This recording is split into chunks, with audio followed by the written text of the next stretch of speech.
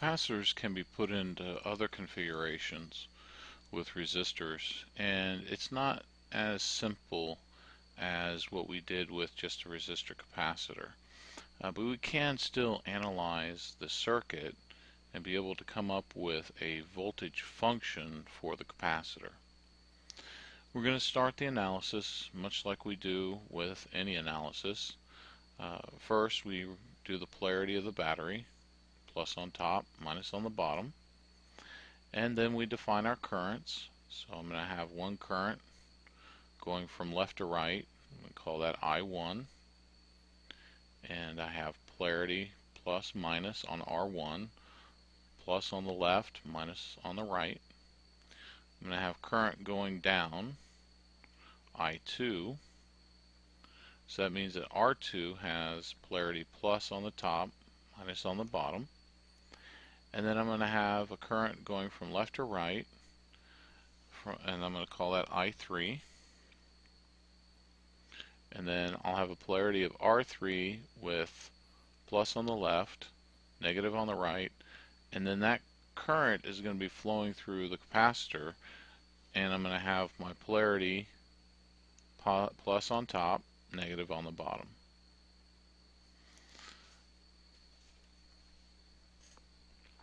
Now, we know that Q, the charge, is going to be a function of T, so we're going to have this relationship, VC1 function of T is equal to Q function of T over C1. And I3 is going to equal the current through capacitor 1, and actually these are going to be functions of time here.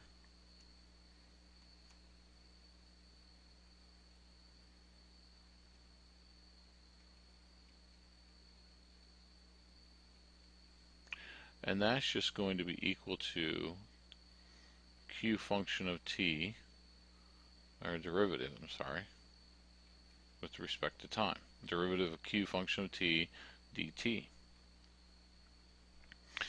Now I'm going to be writing a little bit of shorthand. I'm not going to be carrying all the T's through all the time, so keep track of the I3s and just remember it's a function of T. So let's start our analysis. I know that at this node V2,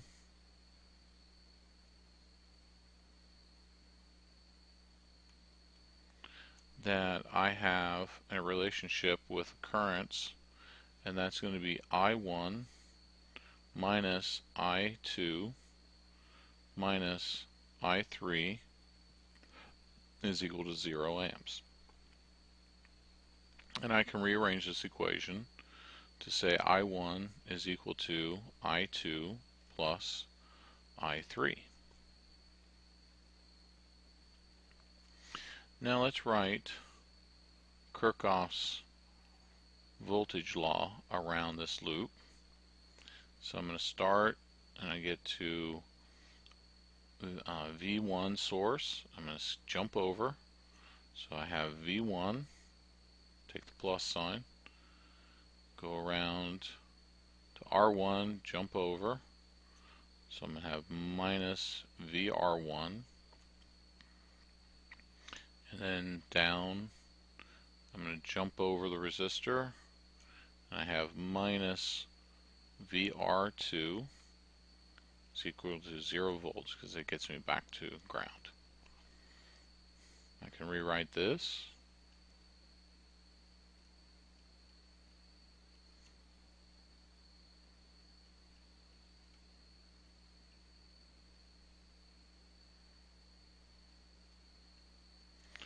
And I know I can put I1 in.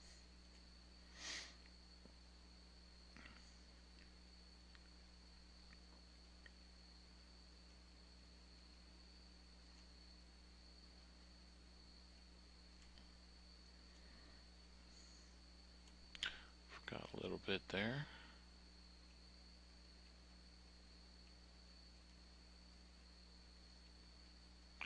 And and simplify, and I get V1 minus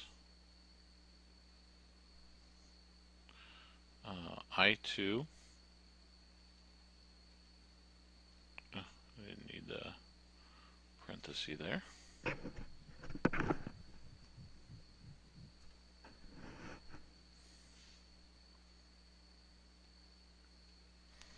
And that's R1 plus R2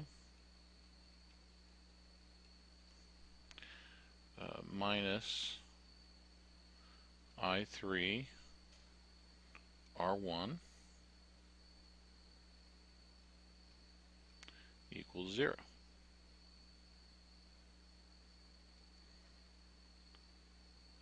And now I can solve for I2 is equal to V1 minus I3 R1 divided by R1 plus R2. Now I'm ready to do Kirchhoff's law around the second loop. So I'm going to have plus, go up, jump over R2, I'm going to have plus VR2, keep going around the loop, I'm going to jump over R3 and I have minus VR3, come around, jump over the capacitor, and I get minus VC1. Remember, that's a function of t, and it's equal to 0 volts.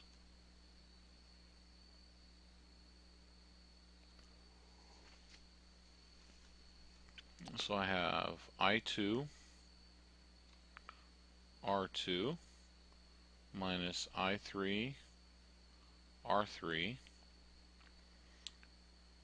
minus, we'll just leave this as VC1 function of t for the moment, equal to 0. I2 is this expression,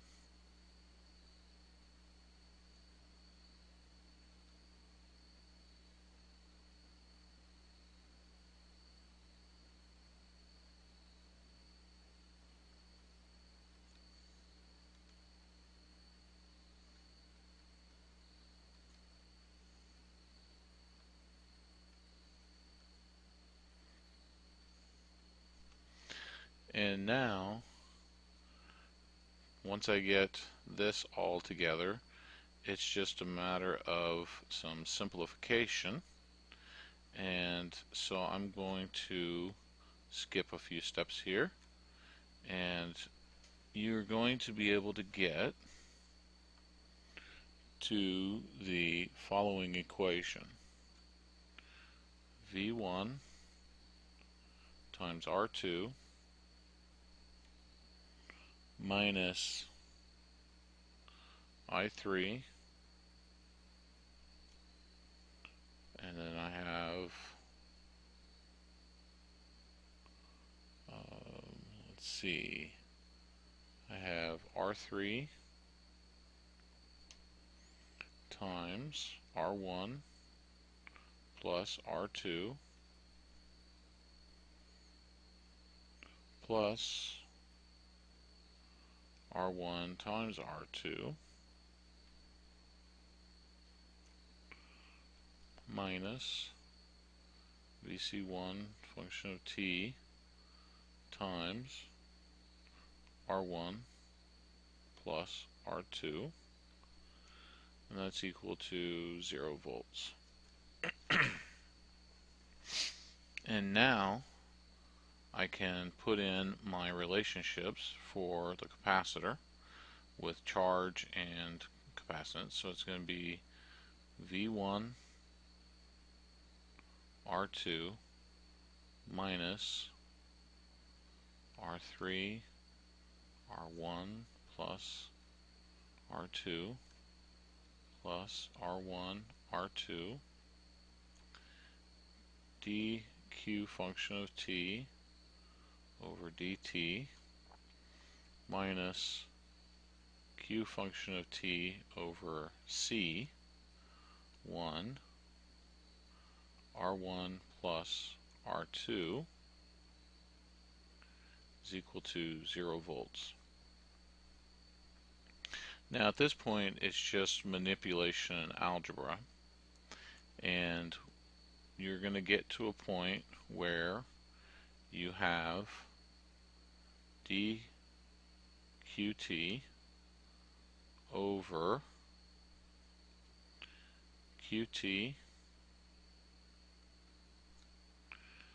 times R1 plus R2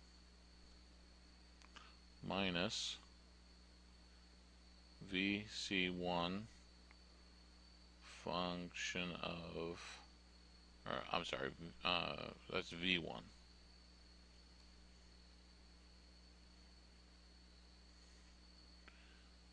V1 R2 C1, and that's going to be equal to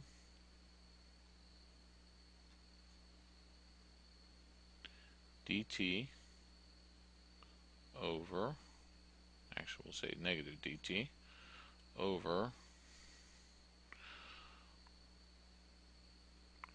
R3 times R1 plus R2 plus R1 R2.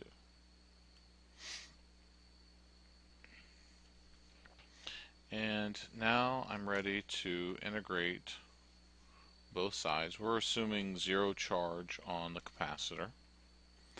So I now take integral on both sides.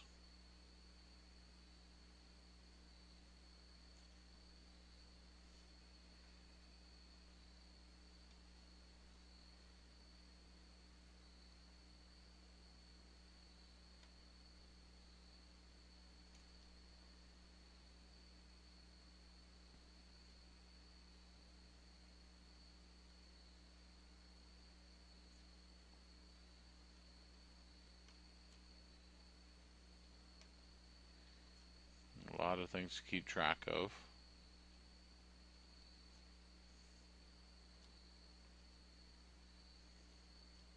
A lot of variables here.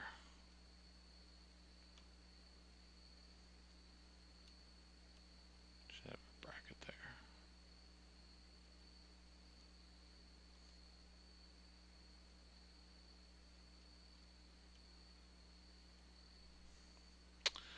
And once I get this and put in my limits, you can do these integrals however you like, but that should be not difficult. So I'm going to get the result of natural log of qt times R1 plus R2 minus V1 R2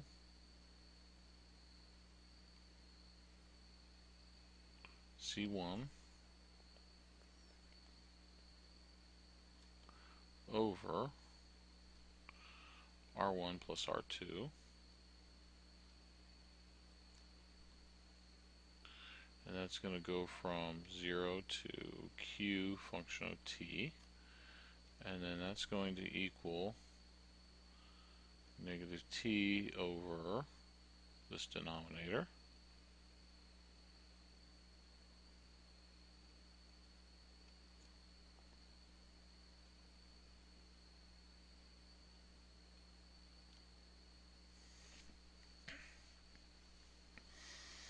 And now I'm going to multiply both sides by R1 plus R2.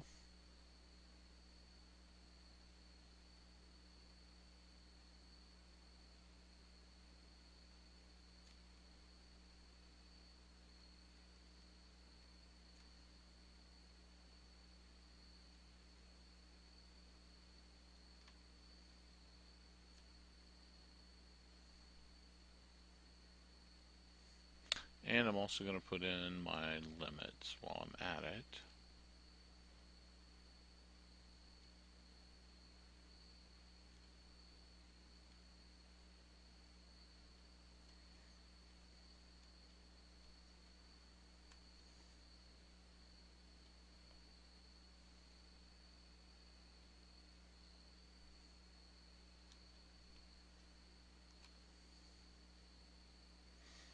And remember that I'm putting in 0 for q function of t, the little q function of t, and that's, I still have this second term in the natural log that I have to keep, and that's going to be negative t r1 plus r2 over r3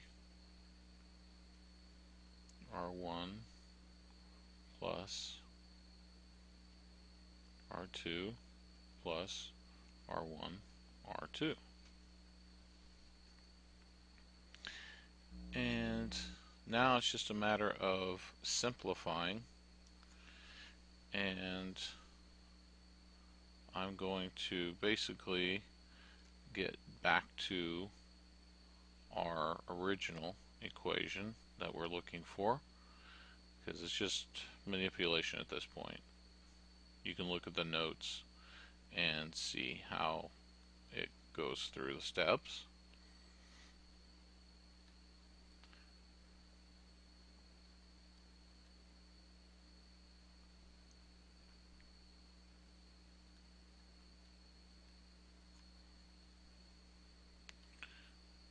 And here I'm going to make an interesting observation. I can divide or multiply both sides here by 1 over r1 plus r2,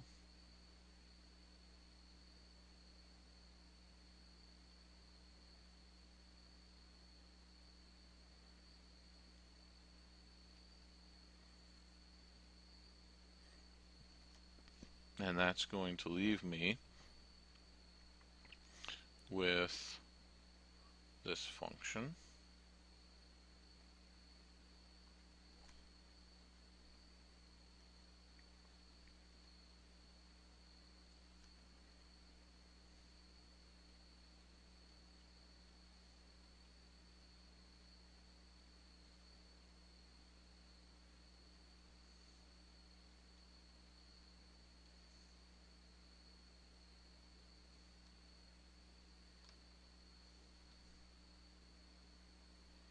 So that's a mouthful, but it gets us to the potential across the capacitor in time.